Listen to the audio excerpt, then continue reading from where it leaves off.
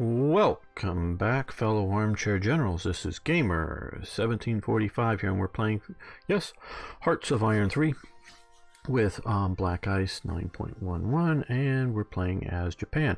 And just quickly, if you haven't already, please subscribe to the channel. I'd love to see you around more often, and it'd also really help if you hit that like button, or even if you hit the dislike button. That actually helps too.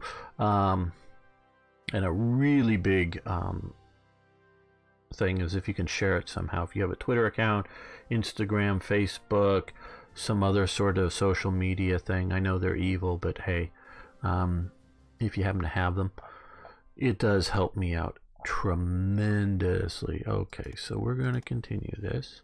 Let's pause this and take a quick look and see how we're doing over in, well, generally the European theater. This is, of course, the Italians, I think, had moved up to here. Now they've been pushed back to here, somewhat historically operating. Unhistorically, we have Finland and the Allies, and Germany so far more or less unable to cope with it. Either in what should be an easy, now I know it is December here. Maybe not. I have to restrain myself. Okay, see, Italy here gave unit to Germany. Okay, fine. Never offer them up when I'm playing as Germany. We see Germany giving garrison troops to Italy. Okay, we see Italy deciding, oh boy, the fearsome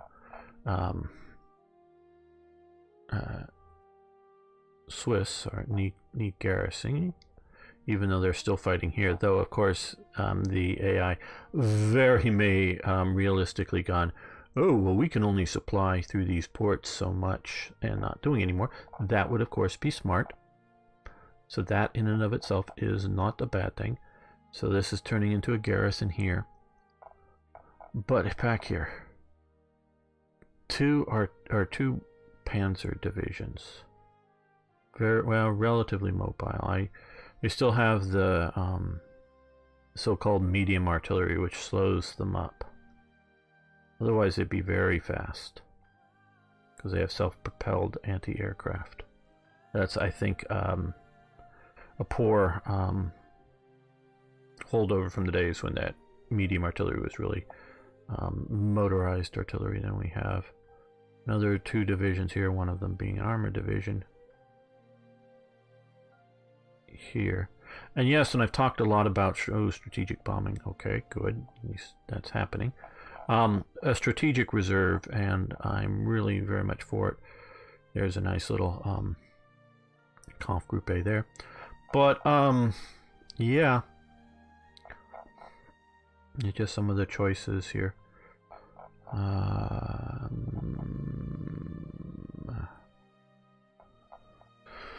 It would really be nice if they could, well, by the time spring comes around, they're probably going to be going after the Soviet Union anyway, so yeah. Probably too late to do anything about Finland before the invasion of the USSR. Had they organized up, looking for transports, an invasion. There had been a big, huge stack of units up here that moved to this port and it disappeared. I don't know where it went. I mean, it could have gotten on board ship and been sunk. Could have gotten somewhere and I just wasn't paying close enough attention.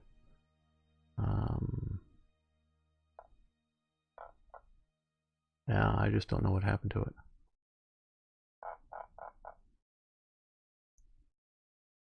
Well, there's all the liners. I don't know. Okay, artillery unit combined arms has advanced. Very good. Okay,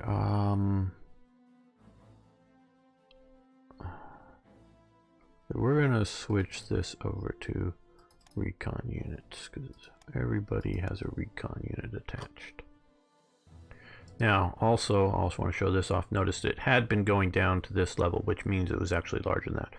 Deployed a lot of units. Done some major reorganization. Oh, yep, the first of the year. Let that get through. With some of the fleets, trying to build coherent fleets. And by that I mean, well, that's just a single guy that I pulled from one unit. Here, 17 kilometers an hour. These are these old battleships. They call them coastal battleships, but really these are pre-dreadnought type battleships. So they're really slow. So I added and they would have poor anti-submarine. So I added one destroyer to just get a little better anti-submarine to them, escorts.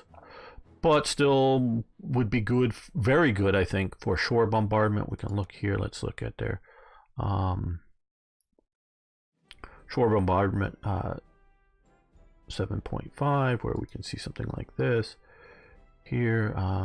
Shore bombardment 0.1, you know, so you can see the difference here, that having these guys off the coast of an invasion would really help. But they're going to be slow, so you don't want to pair those with well, even these, they're still a bit slow.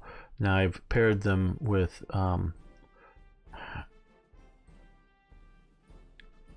these light carriers here, in which I think the slowest thing here is the Hoshu, which is slower than the Rijo. And those are probably coming off of some historical models. Now, I could have sent it back through to be upgraded if I had done it before, but it would have cost ICs. Now, I've noticed in looking through this,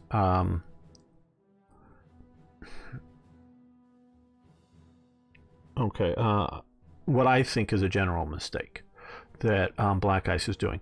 Their CVLs, their light ones, some of the more recent ones that I've built here.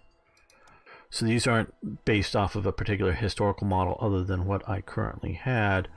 And you can see that they are 27, where the standard carrier is 33 kilometers per hour in this game. That's damn slow. Yeah, that's damn slow. 33, 32 years is what this is. Yeah, 32 kilometers per hour. That is really freaking slow. Okay.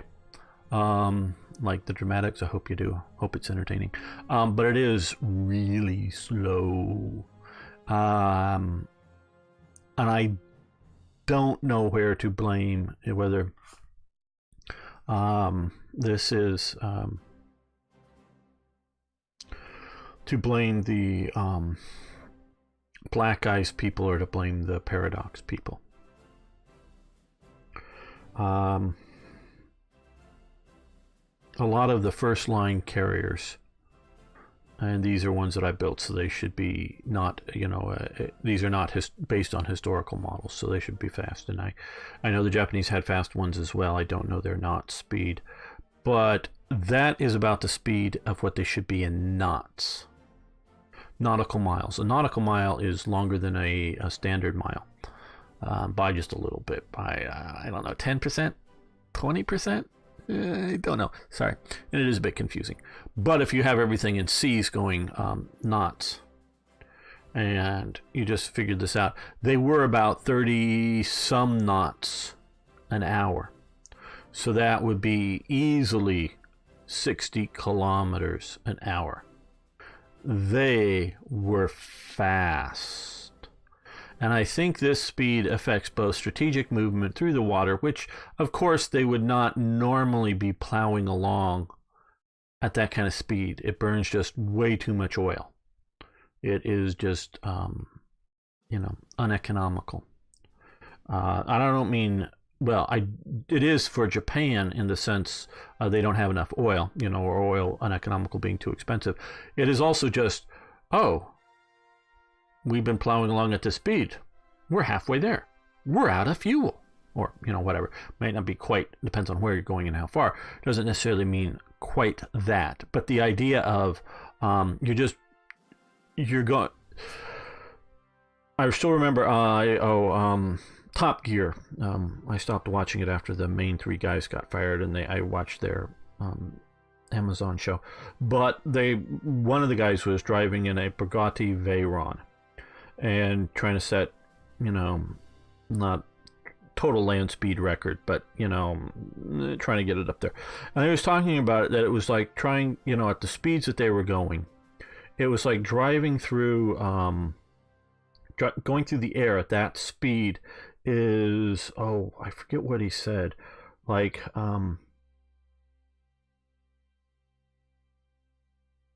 not peanut butter, but some sort of fairly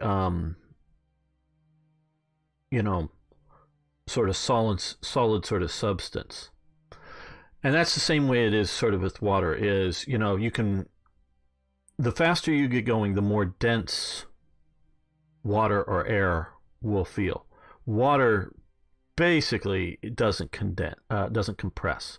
So where air will compress. So as you move through the air very fast, like on the the leading edges, the tips of the wings and whatnot, the air will actually compress there. Well, in water, it doesn't compress. Water will move out of the way. You can theoretically compress water, but it is really hard. And someone can maybe comment and tell me that you can't, but basically that's why they like to use it like on hydraulic jacks and other sorts of things, is that you can use it that way, and generally speaking, it's a non-compressing substance. So you're moving it out of the way, and the faster you go through the water, the more resistance you get. So there's some, there's obviously a balance thing for if you're burning, because you have to burn a certain amount of, because basically all these are turbines. But even if they were a piston engine, either way, you've got to sort of have enough fuel to sort of keep the thing running, as it were. And if you're moving slower than sort of optimum, you're still burning up more fuel than you need. So there's somewhere out there, and I don't know I'm sure it's the shape of the ship, how wide it is, how the bow's done, but there's some sort of optimum speed out there that will burn the least amount of fuel for the sort of most efficiency of getting through the water. And then you can go up from there a ways that it's no longer optimum, but it is negligible, the amount, more fuel you need to burn to go there. So in those ranges are sort of what's called cruising speeds. So cruising speed of, if we're taking this in half, roughly 15 knots, maybe 20 knots, probably more likely for most of the time for something like this. And it's sort of like combat speed or takeoff speed, particularly for carriers. They would want to get that, going into the wind, but get 30 extra miles or knots per hour wind effect over it. So they would go over it. So I don't know how much that would affect, and that's maybe where this is coming from. And then if everything is relative off of that, but ship movement is pretty fast compared to land movement. And so these other things that are moving at really slow, that's super slow. And this also affects how they are. Now it's maybe a relative thing in combat, but I would have that a lot faster, even for strategic movement. But that's just me. Okay, global game balance. So we've lost any sort of bonuses or penalties. We're sort of at the neutral year of 41. Dual purpose AA anti-tank guns, which will help our heavy AA units. And we are stopping that. Cancel. Okay. And naval bomber prototypes, which will be grayed out, but I want to see if there's anything else here we want to. Yes, we do. Start aero engines, and we can do that.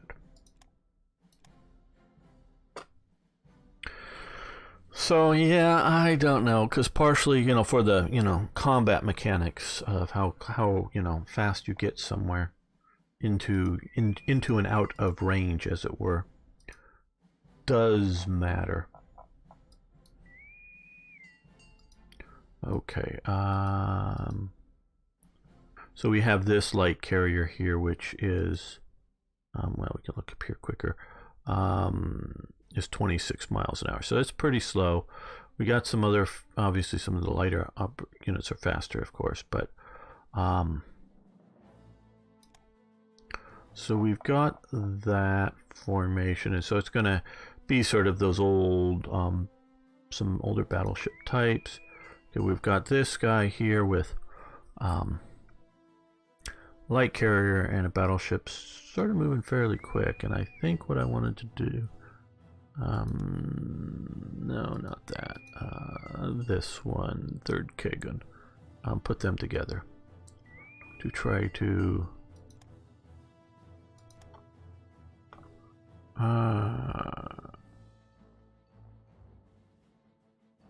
okay, I'm just looking to see which.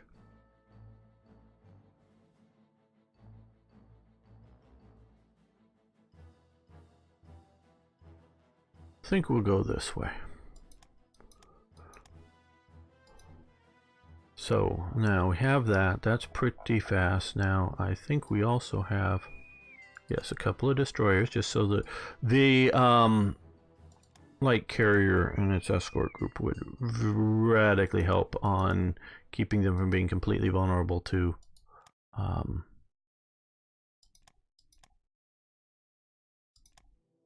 submarines. We're going to put this under, oh, is this patrol or is this carrier fleet? It does have a carrier, but is it more patrol? I think we're going to go with carrier fleet. So you can see we sort of got a bunch of carrier fleets here.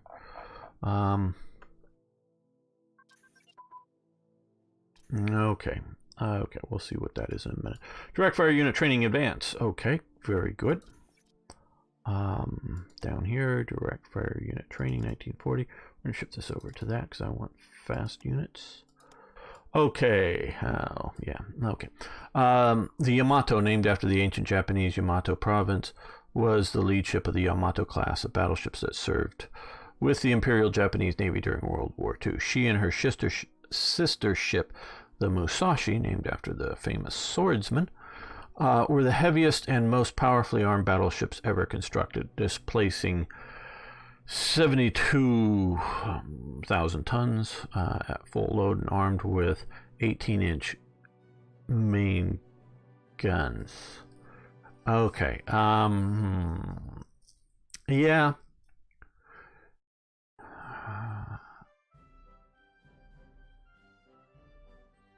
Well, the most powerful battleship ever constructed during World War, or during or before World War II. I will give them that. The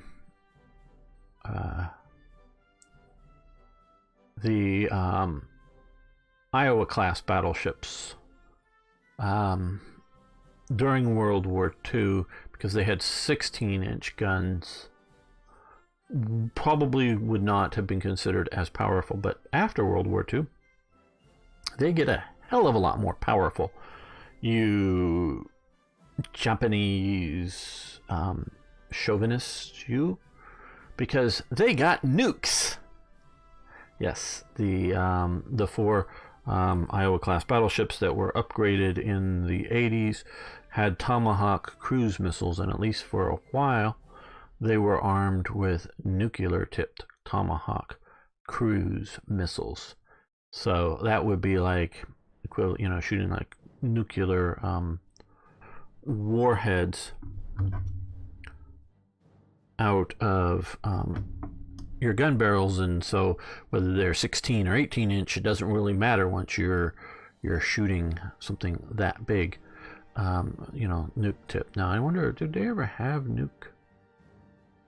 Because I know they had nuclear artillery shells. A relative of mine was playing around with some of those back in the sort of 50s or something. Tactical nukes. I don't know the details. I never got really talking to him too much about that, but that he did do some tac nuke type stuff. Back when they thought they were going to have nuclear nuclear anti-tank weapons or nuclear mortars or some crazy stuff like that. Now, so yeah, there ends up being more powerful battleships that get upgraded. But okay, we'll lose 10 manpower, lose 800 supplies, rare materials. Well, I had not planned on building, because I take the super battleship class up there to be these. I had not planned on building these, but since we have in the event, I want to see what this is. So we're going to go yes, builder, as opposed to don't. Now, I'm guessing it's in our production queue. No, for that price, wow, wowza. That is super worth it.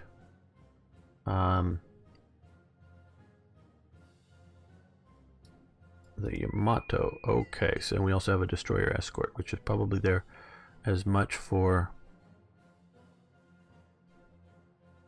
only 22 kilometers an hour. Wow, was it really that slow in comparison? Or if it was 22 knots? Like I say, I don't know the Japanese ships. Okay, well, we will have to pay for the reinforcement cost on that, which won't be too heavy, but that's a whole lot cheaper. Maybe they'll also give us a chance. Okay, chance to get the Musashi. And I'm presuming, yeah, like I said, this is just make sure that if the AI starts slinging these around, though of course we do see the AI combining fleet units, so that would be very likely. Okay, the U.S. has decided the undeclared war. Despite its nominal neutrality by 1941, the United States was steadily moving towards war with Nazi Germany. After the signing of the Lend-Lease Act in March, President Roosevelt declared a region of the Atlantic adjacent to the Americas the Pan-American Security Zone. Within this zone, the United States naval naval ships escorted convoys bound for Europe.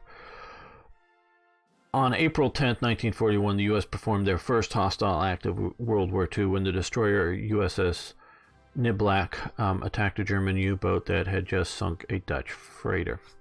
Now, I've often wondered about this whole thing.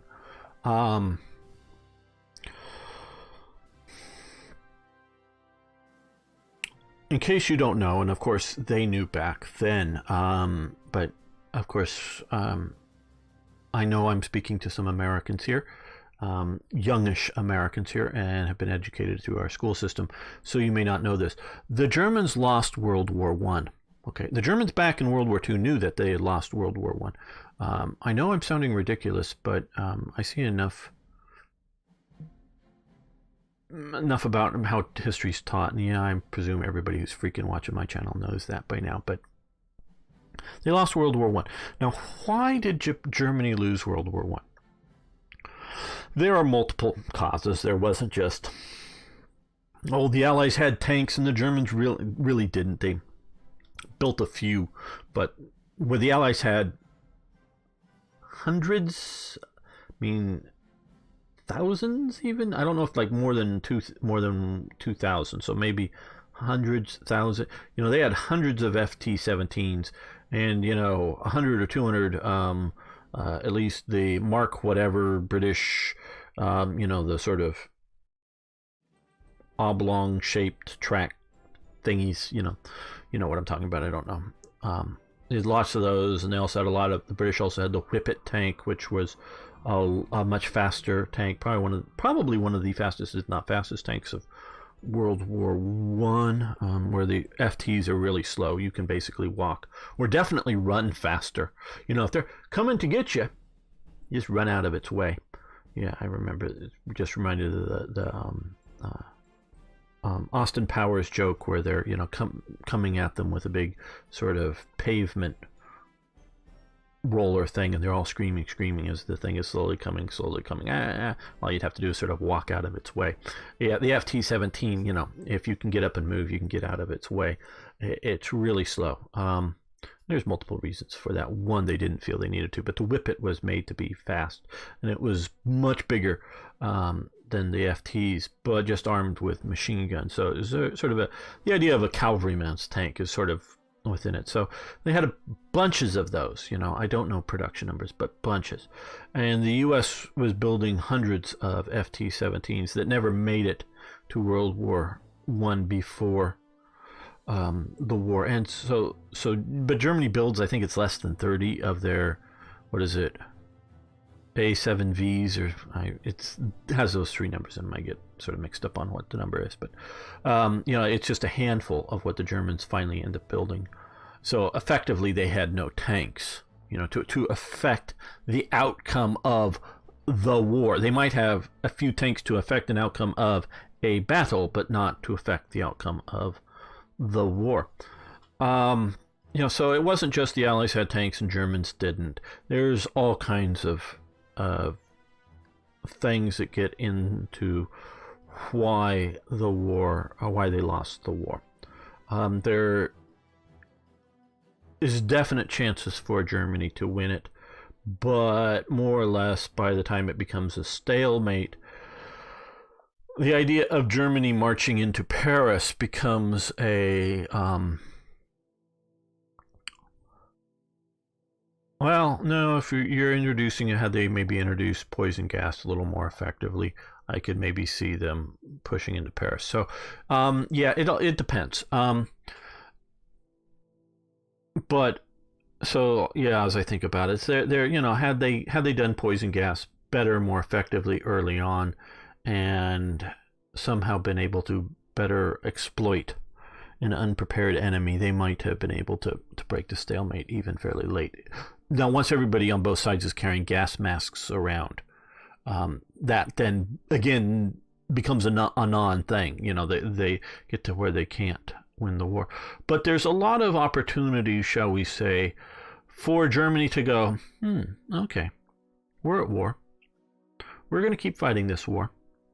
But we're going to, and they sort of did this to a large extent at some point, a lot more than the Western Allies, is, okay, we're just going to dig in, and we're going to hold, and we're going to let them bash against us.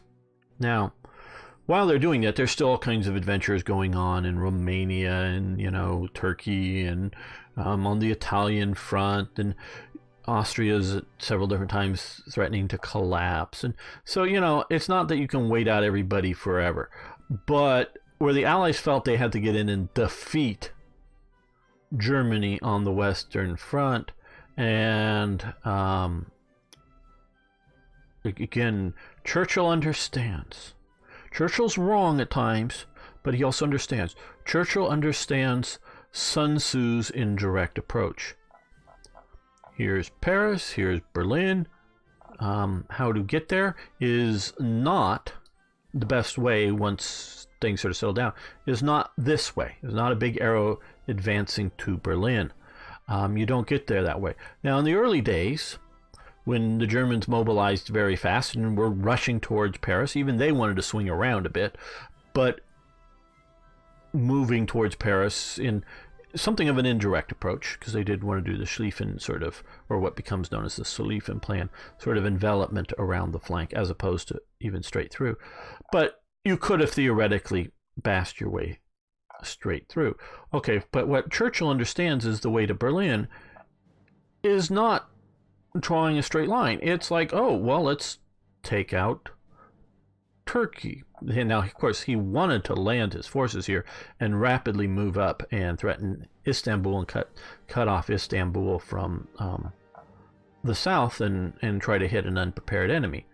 We can talk about why that didn't work and the political ramifications, but also, he understands that fighting here, fighting in some of these other regions, in another sort of, gamble. Now, his terrain that he's fighting in is part of the problem down here, because you also have this sort of Salonika, I believe, pocket in which the Allies create a prison camp for themselves by invading here, and the Central Powers, I almost said Axis, set up a defensive barrier, and a huge number of Allies just sat in there and got lots of diseases because they could never break out.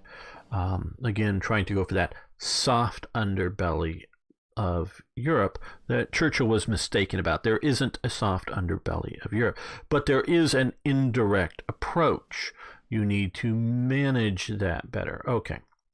Well, Germany also sort of sees this with their why they get Turkey involved in the war. Why get Turkey involved in the war? Well, they're not going to march to Moscow, they realize at some point, so maybe we can, have Turkey attack here and divert lots of forces, because, they'd like Crimea back, so would the Germans, and so would other people. But, and, you can have some territory out here. You just attack there and get them to send forces from here down to here. Or if the reinforcements, instead of going to here, come to here. And, let's also get them, because they, let's get them to attack the British here instead of trying to attack the British here. So the Germans understood the indirect approach as well. Now, part of that indirect approach was submarine warfare. The Germans had a very, very good high seas fleet. Combinations of things, including, I think, via size, it was a little bit smaller than the British, but it was actually pretty good and pretty big. And it was one of the things that really made Britain worried about Germany becoming too powerful. If the power balance in Europe changes somewhat, because France was never going away over World War I. This wasn't some sort of Nazi conquest everything and put in pure puppet states. It was change the border, change whatever, but France was going to stay around. Maybe Belgium might even, be cut in half or something. I don't know. But, the world wasn't going to radically change with the Kaiser's victory. But the power balance was going to shift if the Kaiser wins. Now, the Kaiser, with a very powerful high seas fleet, if I can say that correctly, becomes a threat to Britain, because Britain is a naval power, and it likes continuing Metternich's, the Austrian, power balance game in Europe. They like that. They want to keep that going. That predates Metternich, but they like the idea of it.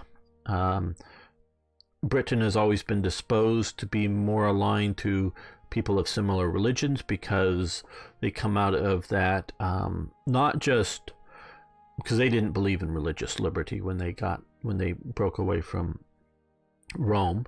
You can look at not just dealing with we have to suppress Catholics because they're going to overthrow us. No, they also suppressed other dissenters on their more radical extreme as well. They didn't believe in religious liberty, but they did see that Rome and or religion, or states that had shared religion in Rome, would use Rome's permission, if you will, to attack Protestant powers. That's mostly the 30 Years' War in Germany. I'm not good on it, but is mostly Protestants versus Catholics. Though I know, if I remember correctly, there were a few times some major Catholic princes, for various power reasons, were fighting alongside, or that may be a bit over, but fighting other Catholics or something. So they generally tend to favor Protestants, which in Germany would often be sort of the Prussians. But although the Austrians at times were sort of aligned against British things, Bavaria was sort of aligned with France, and Bavaria and Austria were sort of competing over territories and terrain in there. And so Austria was sort of the enemy of France, so Britain was often aligned with Catholic Austria. So it's not purely a religious thing, but religious preferences often if it was, flip, doesn't matter which side to maintain the power balance wins, and both sides look like they could win. Who are we going to support? We're going to support probably a power that they could support. Easier for ships to get to Prussia than it is to get to Austria. That's a very real element. And secondarily, support somebody who has similar religious beliefs. So Britain is worried about this. So Britain's worried about, what's the Kaiser doing with all these big fleets, because you really don't need a big fleet to protect your northern coastline. Big fleets are for Atlantic actions and Atlantic trade. So that's France, that's Britain, that's the old Spanish Empire, which of course is had crumbled, and last gasps really was the Spanish-American War, when the Americans sink the various Spanish fleets, especially out in Manila, in places like that in the Philippines.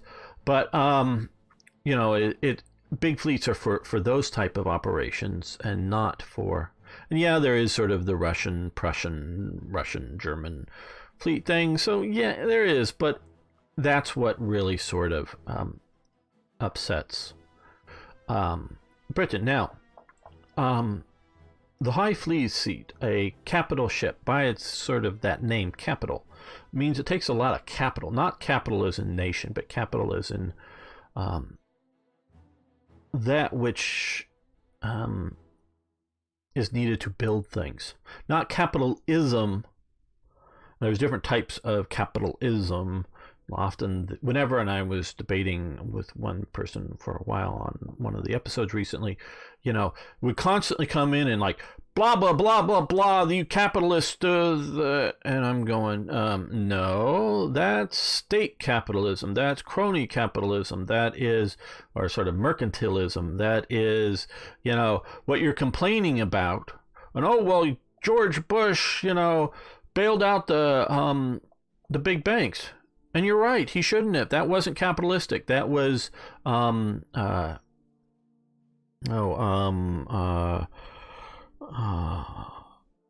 I'm so close to it.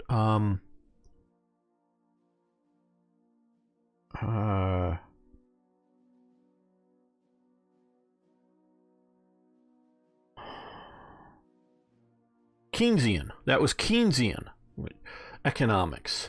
We have to, to save capitalism, we have to,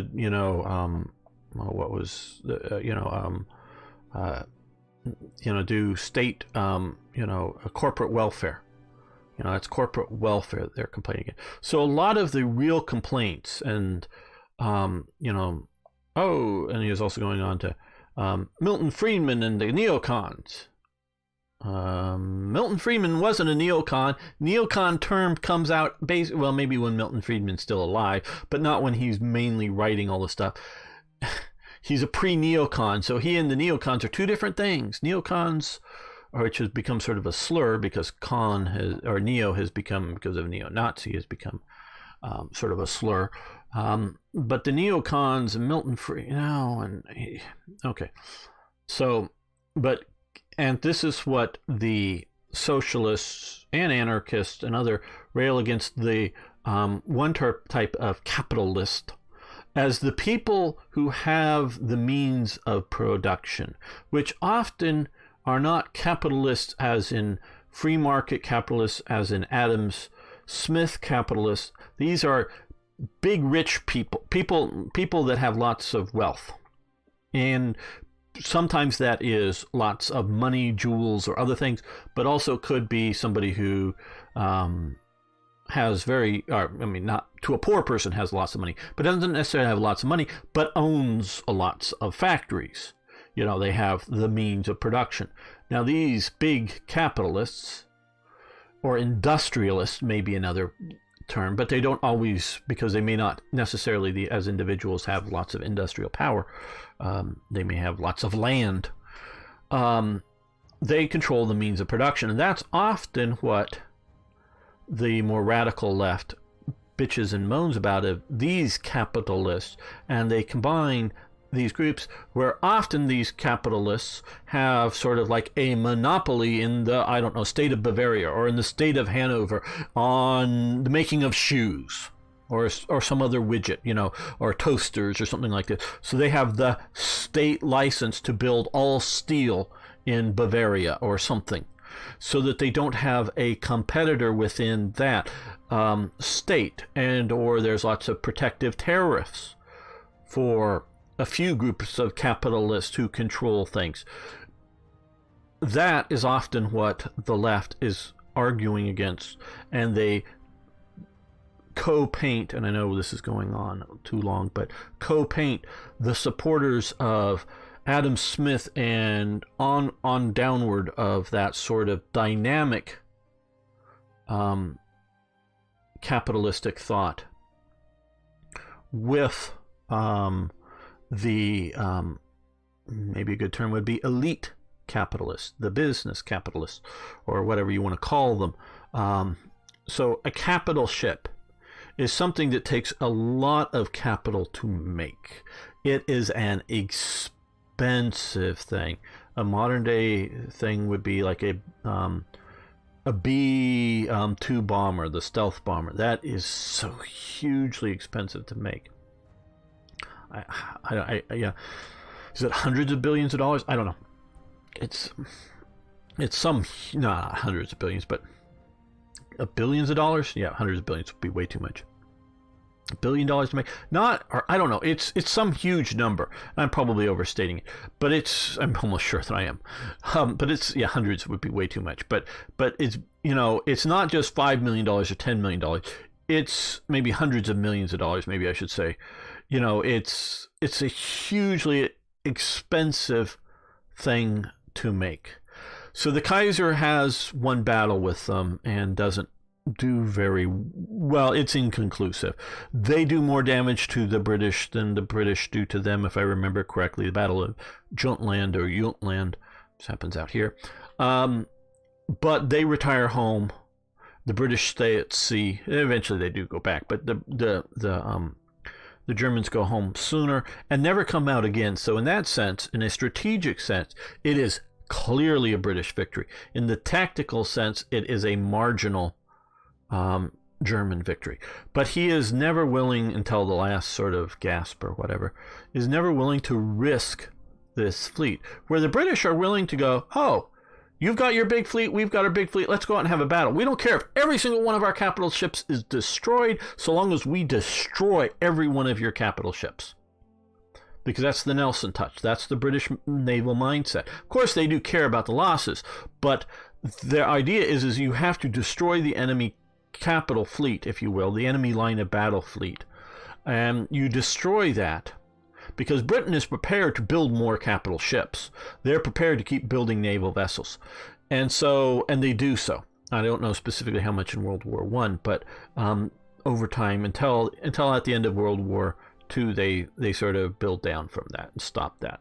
But until that time period, they are willing to build capital ships or whatever from before, well before on. So by the time you get to Nelson, they believe in the destruction of the enemy fleet, whatever it takes.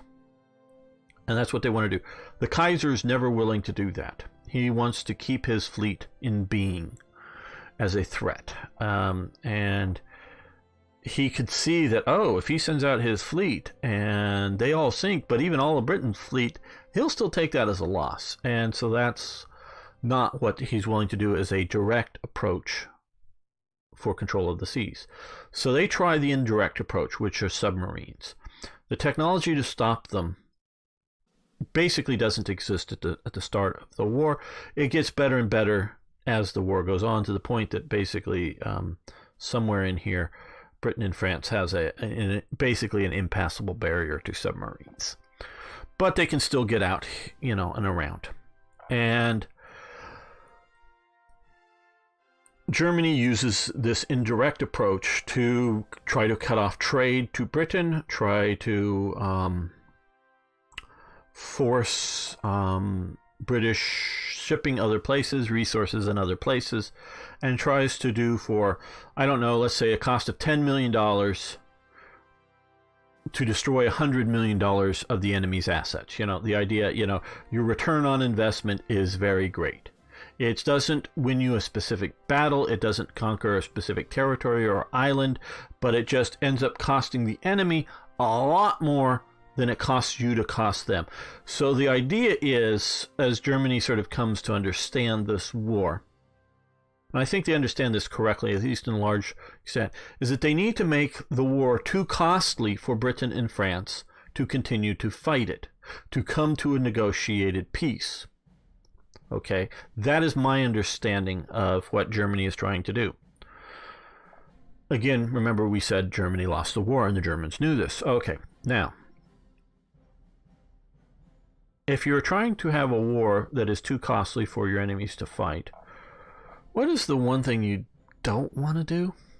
You really, really don't want to do? Add more enemies to share the cost, to share the burden. Okay, what gets America finally into the war? Because there are lots of German Americans, there are lots of Irish Americans that the Irish Americans made a lot of them, and there's still minor elements of this, though they've more or less come to peace with Britain, but are still sort of like those damn English. And there were lots and lots of them, lots of Irish Americans that hated the English. At the start of World War One, just generally, not when America gets in. And there are lots and lots of German Americans in America, who, of course, in a war between Britain and Germany, favor Britain. And Britain, of course, had fought America in the War of 1812. That's just a little 100 years before, but there had been because 1814, 1815, time it's over. Yeah, it's just about 100 years before.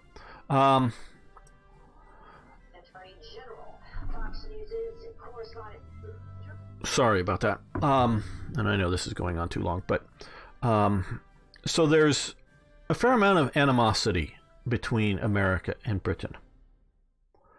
It is far from conclusive that America,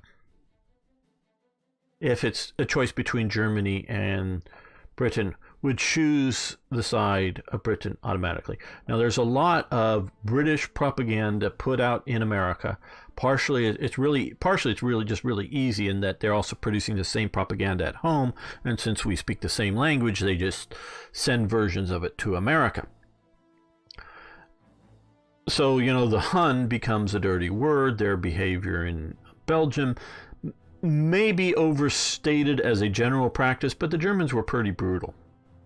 And Belgium, and there are definitely cases in which the Germans behave as badly as the British claim they're behaving, generally speaking, meaning killing women, children, whatever, reprisals and other things. There is definitely some very bad behavior, and I'm not an expert on it, but I do believe it is conclusive that there was some German very bad behavior in Belgium. There's also bad behavior down in the Balkans, but that may be more attributable to just what's generally going on in the Balkans as opposed to attributable to Germany. So this isn't here to try to slam Germany, it's just the facts.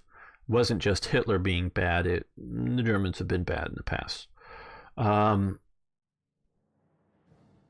So there is a lot of propaganda buildup, but it is far from clear. And it is enough of a dispute that most Americans have no interest in getting into the war, even if they generally support one side or the other. Now, the Americans are quite happy to sell things to people, including weapons and or things that could be useful in fighting in a war, which could just be food. If all your men in France are out in the trenches, who is bringing in the harvests? So, and there really is, to my understanding, in France as well as Britain, severe labor shortages for farming. So you can bring in American food. Needn't be, oh, you're selling weapons of war. Yeah, of course they were, but it could also be selling food of war. And so that strongly favors Britain, just because even if there was one submarine that they built big to be sort of a transport submarine that did make it, had no weapons on it, did make it to America, very famously bought a bunch of stuff and made it back to Germany. And it was very celebrated as a heroic act because they were avoiding British convoys and other things and whatnot. And they were a 9-day wonder or whatever when they were in New York or Boston or wherever it was. I forget where they were. And so, of course, there was plans, and the idea someone was planning. I don't know that they never started building other ones, but there was ideas or thoughts, at least, to build more of these larger submarines to try to trade with America. But that is only going to be a small amount of critical resources, which would still be critical and maybe a good use for the limited amounts of steel, limited amounts of production time, whatnot. It may be a good use to build some of that, not enough to feed Germany, because Germany's also having a huge food problem as well. But, if it's, I don't know, some critical medicines or critical chemicals or, critical minerals or critical like tungsten or something, something that they could get a little bit of that would go a long way. Yeah, it might have been something that would have been worth doing. Obviously, at some point they don't think so. I'll go with their judgment that other things become more critical at the moment. Just more machine guns, sir, please. Or something like that. Maybe more critical if I had the task. Or, well, we could build 3 of our regular little U-boats for one of the big U-boats, and sinking more British ones are more important than bringing in a few rare materials. So, I very well may come down, if I was looking at the stuff on not building any more of these submarines. But it's theoretically possible that it was useful. But outside of that, you're going to get the idea that sea trade is always going to favor Britain in a European situation. Even to this day, sea trade is going to favor Britain. It just is. Britain is held on to just enough to keep it there, because it still has Gibraltar fairly firmly in its control. Malta, I still think looks to maintain its independence, even though some of the governments haven't been doing maybe the best things in the world. It still looks to Britain as a protector, and there's still strong ties there from World War II and before. And I periodically, because I do follow the Royal Navy's Twitter account and a few other things, with a video of today's ship docking in Malta, and stuff like that. So the Royal Navy still seems to like to operate in and around Malta, and the idea that even sometimes operating against their near neighbor, Libya, which is Muammar Gaddafi was very much trying to influence the government of Malta, if you don't know. That's sort of some of the stuff I'm referring to. And Britain still has bases in Cyprus, naval and air bases, and even though they weren't able to effectively keep Turkey out of the northern part of Cyprus, basically Cyprus is still looking at... They've sort of kind of smuggled in weapons. They're under some sort of embargo for some weapon types, or weapons generally. There's still a UN, though it's very, very anemic defense, peacekeeping force there. But it'd be overrun by the Turks in a second. And I know way back when, and I think they're still used, I forget what model of tanks. They bought some tanks that had been literally cut in half as scrap. Literally, not lengthwise, but across it. They had been, torch cut in half. they bought them and then they welded them back together. And it had been done that way to scrap the tanks. Make sure you don't cut the gear shafts and other important things, disassemble them enough, and brought them in as scrap and then put them back together, once they're in Cyprus. So that the seller of the tanks, who wasn't a government, who bought them from a government. I'm sure the government knew where they were going to end up, but the seller of the tanks bought the tanks, officially scrapped the tanks, sold the scrap to Cyprus. The Cypriots put them back together.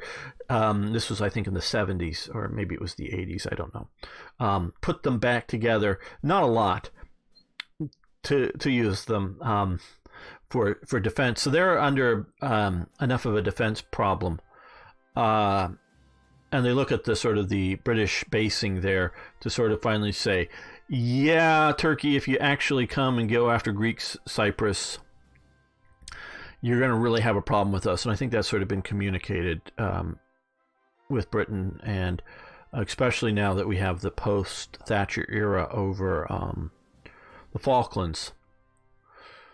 Britain has showed its teeth enough that, yeah, if you just push them just far enough, they're willing to go to war over something like Greek Cyprus. So and this is sort of critical, and the U.S. is using the air base there to, fly missions over some places in this part of the world for some airstrikes after some poison gas attacks and things. So, but Britain's held on to some bases around the world enough that to this day, even over France, Germany, Spain, Italy, it is still the dominant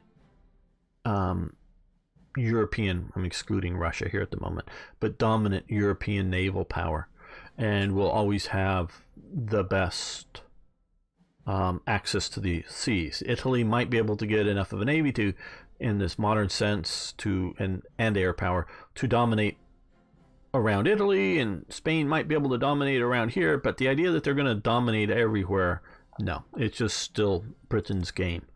Britain is kept its positioning in place in power, even if NATO were to fall apart. It is still the dominant European naval power, and so this is always going to favor them. So Germany tries the indirect approach. Now, getting back to the topic of this, and I really wanted this to be a lot shorter. So Germany's using U-boats. Germany sinks ships. Some of them have Americans on board. U-boats are not, at that time, an acceptable means of warfare, and sinking clearly civilian ships are not considered an acceptable means of warfare. Obviously, today it is. Both of those things are acceptable means of warfare. And so Germany finally sinks the Lusitania. Even more Americans go down on it. There's been some debate back and forth whether the Lusitania, because the Germans knew they were sinking the Lusitania specifically. It was a very recognizable ship. Whether there was war materials on it or not, and there's some debate, and we could go on about that. But they sink that. That enrages the American people. The Germans make a decision that they don't want America in the war, so they stop unrestricted U-boat warfare, meaning they won't just sink ships because they find them. They will, come up, oh, hey, surface, hi, ship over there, ship, yes, hi, we're over here. We're going to sink you in, half an hour or 5 minutes or whatever.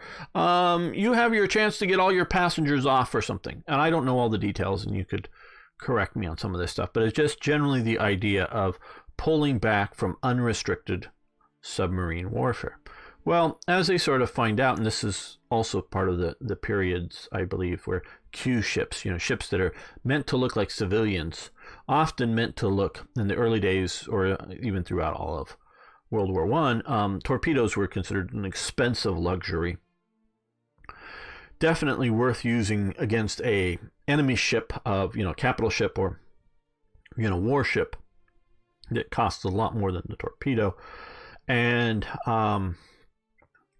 But against a civilian ship, even just a freighter with almost no people on it, yeah, the freighter is probably costing more than a torpedo, but is it really worth it when you can just surface and use your surface gun and put a few rounds into its engine, which will stop it, and then you can take your time and put rounds into the hull and sink it. And, the people, you can give them plenty of time to, after you hit the engine, the propeller area, they can get off the ship and, get on rowboats, take their goods, take some food, no problem, and, row away and be safe and then sink their ship and go away.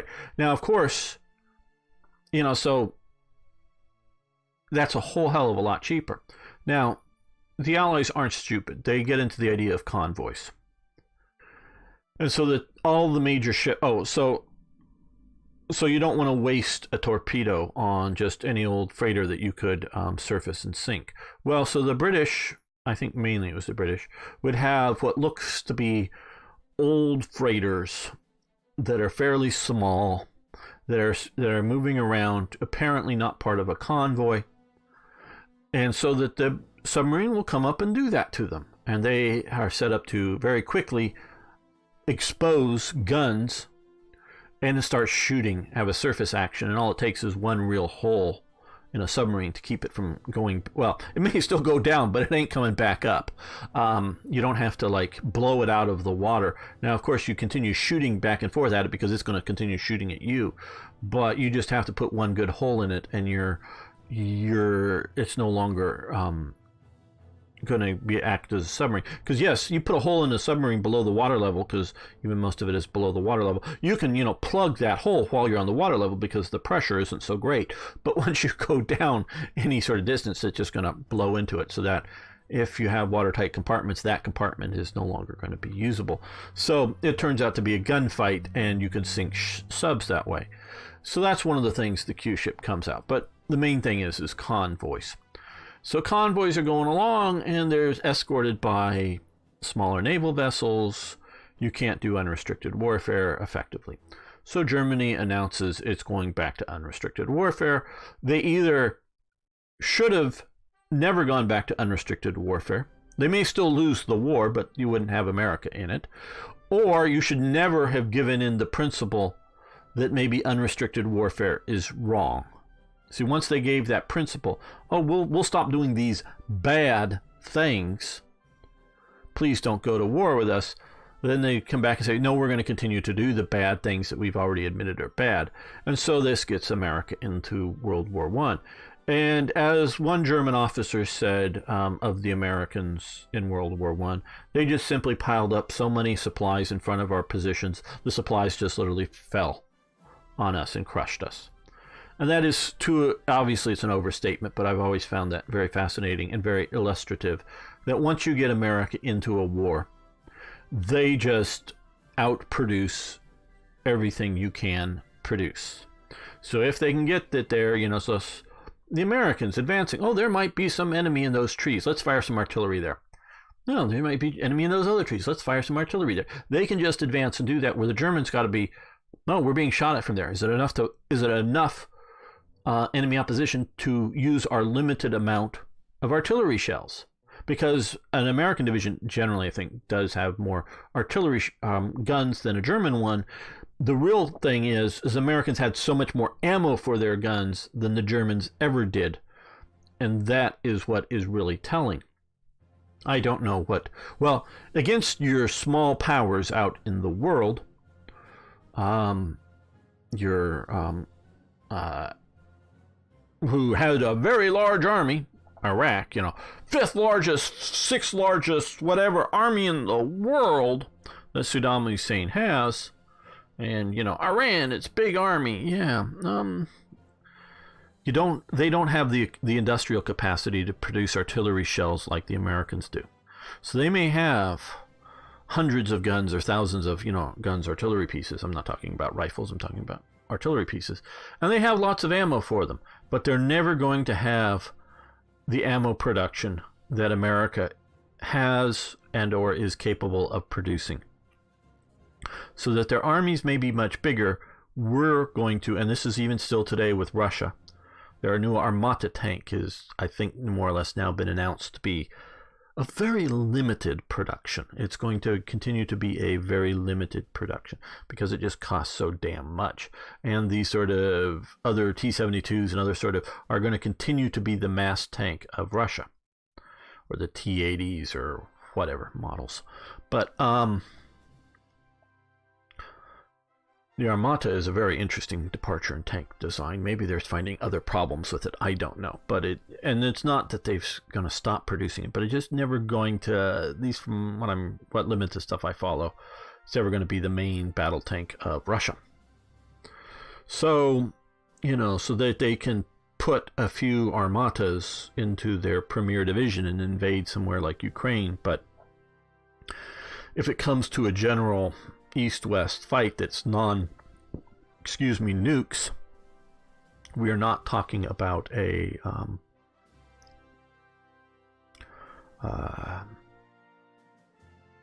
large numbers of them. It's still going to be Western tanks, which are generally better than old Soviet. I'm using the term Soviet upgrades from old Soviet models. Okay, so Hitler goes to war with the Western powers. Well, he doesn't want to. He wants to go to war with Poland, but ends up being at war with Western powers. Germany has learned that U-boats really, really freaking work. However much Raider wants a high seas fleet, even Raider knows that they're never going to be able to produce. Well, in the time frame that we're talking about, Germany's never going to be able to produce high seas fleet like the British. Definitely not the British and the French together. And if you throw in the Americans, which was known that they were industrial powers and whatnot, but it might not. They might not have understood quite the scale of America's industrial power and ability to build fleets. Remember, America ends the war with 130 aircraft carriers of the various types. 130 aircraft carriers. Germany couldn't even get one built. America, 100, well, maybe it's 115. No, I think it's about 130. It's right in that number. Now, some of these a bunch of them are smaller carriers, but still. Germany just has no abilities to build in those numbers. And I don't care how much, give 10 or 15 years or 20 years of German naval, not just naval building. I'm not talking about naval building. I'm talking about building infrastructure to build ships. Germany just never going to touch that. I'm not talking about greater Germany after it conquers all of Europe. I'm just talking about Germany before it's starting a war. It's never going to be able to touch that industrial capacity because you got to remember, they were also building Liberty ships. They were also building big battleships, and they were building destroyers by the hundreds. And it's just, you're just German. And that's, of course, they're also building more aircraft than everybody else put together. Germany just is not going to be able to touch America's production capability. Okay, so with all of this known and understood, again, Germans know they lost World War I.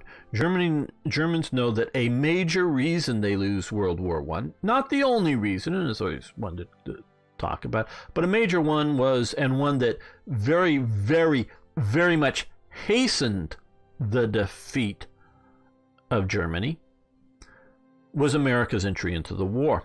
And the realization that if they just hold out for 3 more months or 4 more months, will not bring them victory. That's also part of the thing. Because if you hold out for 3 or 4 more months, you may have a collapse in homeland morale on either France or Britain's part, so that they want to sign a peace.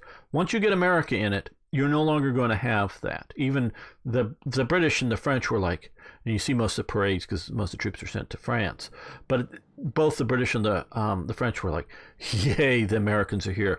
Now we can really win this war. And so there's very much yes, more Frenchmen are going to die in offensive. It isn't like going to be, we're not just throwing Americans in instead of the Frenchmen. But it's like, we've got another major ally. We're going to win this war. It's worth fighting and dying to win this war. So, Germany knows and understands this stuff. Why in the hell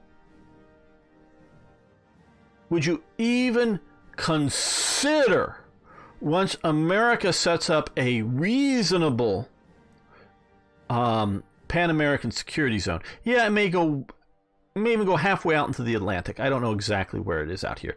And obviously this is not an accurate map in any shape or form. It's a good wargaming map, but it's not an accurate map. But if you were to draw the exclusion zone, why in the hell would you ever even freaking enter it? You don't acknowledge it, because once you give it, oh, well, we're not going to enter it, blah, blah, blah, blah, blah, blah. Then if they want to expand it and expand it and expand it, you've given up the principle of that. And if you ever decide to enter it, oh, well, now we can go to war with you since you now came into our exclusion zone. No, you don't acknowledge it. You don't, you condemn it. You say that it has no meaning. You're not going to pay attention to it, but you never send any ships into it or submarines into it. You just don't. You want to keep America out of the war. Not just out of the, as long as possible is a good thing, but you don't want America into the war. And since by this point, you've already defeated France. So all you're really looking at is Britain and its empire. Why? You've yet to have the Soviets involved. Germany, if it could get across this little river here, can go in and crush Britain. But it's just this little river here, or this little channel, I guess it is. It's a channel. This little one is enough to keep Germany out. But short of that, you've got the better army. You've got the better air force. Why would you ever get America into the war? I just don't understand it. What were they thinking? Okay, national espionage focus. I'm going for the 1% efficiency.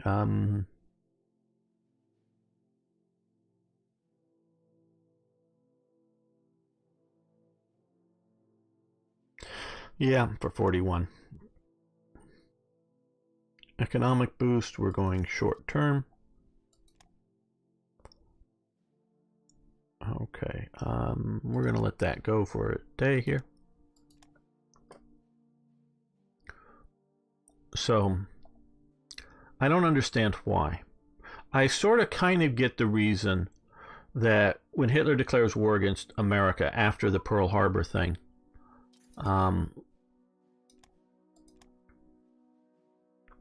that Hitler kind of thinks, well, since Japan is in it, now's the time to go. We're going to do this now. We're going to have victory now. I sort of kind of get that thinking.